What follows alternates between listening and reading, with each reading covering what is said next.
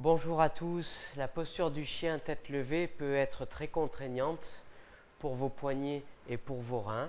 Aujourd'hui, je vous propose quelques ajustements pour protéger ces deux zones-là et pouvoir pratiquer sans vous faire mal. A tout de suite. Alors, je vais vous montrer la posture du chien tête en haut telle qu'elle est présentée la plupart du temps. Donc, voilà, la poitrine est décollée, bien ouverte, les genoux sont décollés et votre bassin également ne touche pas le sol. Voilà. Alors, ce qu'il y a, c'est que lorsque vos genoux sont décollés, que vous êtes en appui sur vos pieds, votre bassin se trouve en porte-à-faux, il est dans le vide.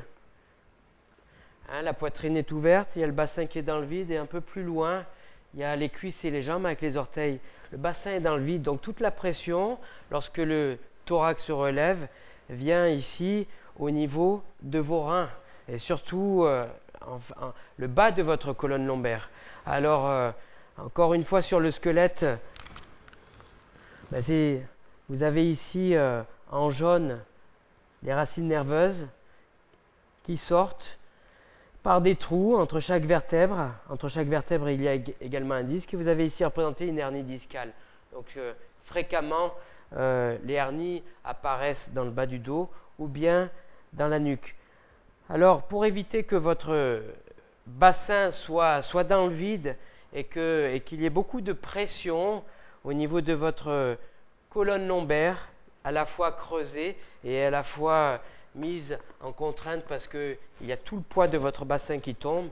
Moi, ce que je vous propose vraiment, c'est de ne pas hésiter à poser vos genoux sur le sol plutôt que de les décoller. Quand vous posez vos genoux sur le sol, il y a un bras de levier moins important, c'est-à-dire moins de contrainte au niveau de votre bas du dos. Je vous propose aussi de plier un peu vos coudes. Alors là, votre bassin touche complètement le sol et votre nuque se creuse pas. Elle est longue et votre colonne lombaire, elle est un peu moins courbée également. Donc posez vos genoux, posez votre bassin en pliant un peu vos coudes. Ensuite, vous allez pouvoir ménager vos poignets en avançant légèrement vos mains. Vous voyez là mes poignets. Je vais pousser un petit peu la tête, vous allez voir.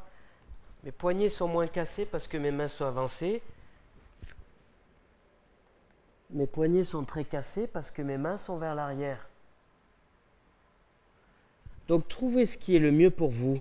Vous cherchez à avancer un peu vos mains. Vous regardez vos poignets. Vous amenez votre attention vers vos poignets. Est-ce que ça fait du bien? C'est pas trop douloureux? Enfoncez chaque doigt pour qu'il y ait du poids qui vienne dans vos mains, surtout à l'intérieur. A priori, ça fait du bien. Ça renforce vos avant-bras, vos poignets, vos bras. Il n'y a pas de contrainte articulaire dans vos poignets, ni dans vos reins. Donc je vous montre, chien tête levée,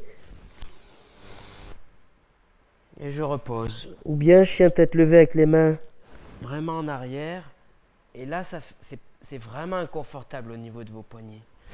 J'avance un peu mes mains, vous serrez également vos coudes si vous voulez, c'est plus facile pour redresser votre nuque avec votre bassin, posé sur vos tapis.